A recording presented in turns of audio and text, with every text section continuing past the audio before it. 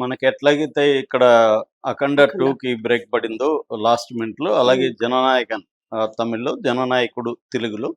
So, ఈ 'జననాయకన్' సినిమాకి కూడా బ్రేక్ పడింది. ఇదొక షాకింగ్ ఫ్యాక్టర్ అని చెప్పొచ్చు. అయితే దీనివల్ల ఒక్కొక్కసారి ఏందంటే దాని ఎఫెక్టు రకరకాలుగా పడుతుంది.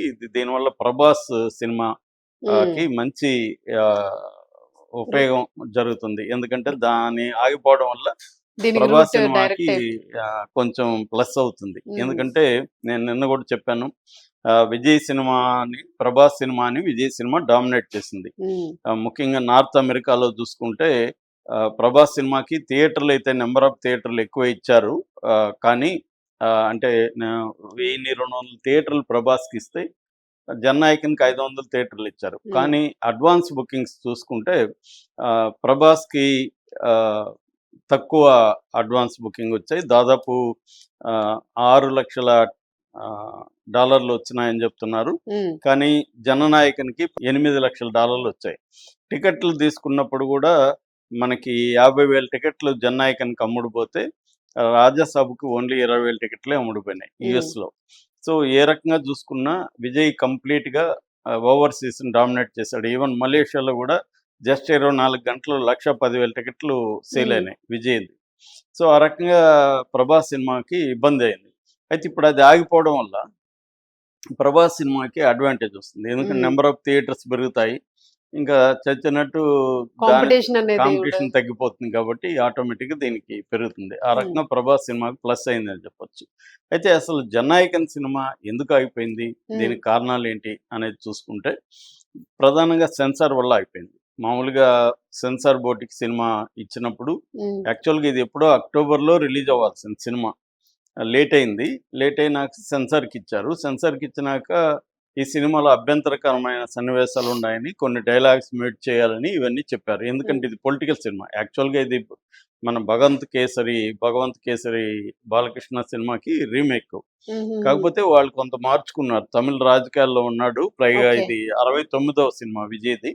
చివరి సినిమా అనమాట. ఆయన ఇంక నేను సినిమాలు చేయనని గూడా అనౌన్స్ చేశాడు.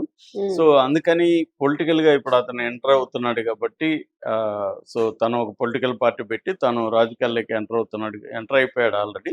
సో, దానికి తగినట్టుగా అతను డీఎంకే మీద వాళ్ళ మీద విమర్శలు పెట్టడం అనేది కనబడుతుంది. హ్మ్. రెండోదేందంటే అక్కడ సంక్రాంతి రిలీజ్‌లో 2 సినిమాల మధ్య పొలిటికల్ వార్ నడుస్తుంది. ఒకటేమో 'శివకార్తికేయన్‌ది' 'పరాశక్తి'. 'పరాశక్తి' ఏమో డీఎంకేని పొగిడే సినిమా. హుహుహు. ఇదేమో అపోజిట్ యాంగిల్. అపోజిట్ డీఎంకేని విమర్శించేది. అందువల్ల ఈ రెండిటికి ఉంది. కానీ 'పరాశక్తికి' బడ్జ్ లేదు అక్కడ. 'విజయ్' హ్మ్. సినిమాకి బడ్జ్ ఉంది.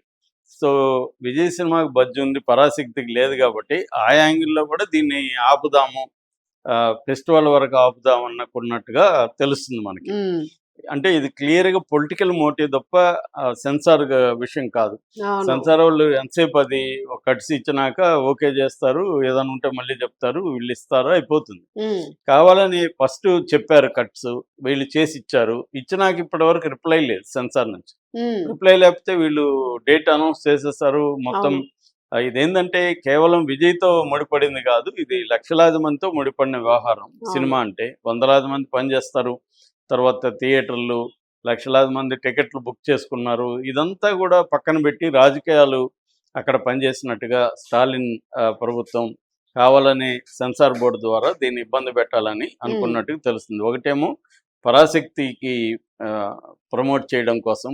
ఇది ఉంటే పరాశక్తి ఇది ఆనట్లేదు. అవును. 'శివకార్తికేయన్', 'విజయ్‌కి' పోటీలో 'శివకార్తికేయన్' ఆనట్లేదు.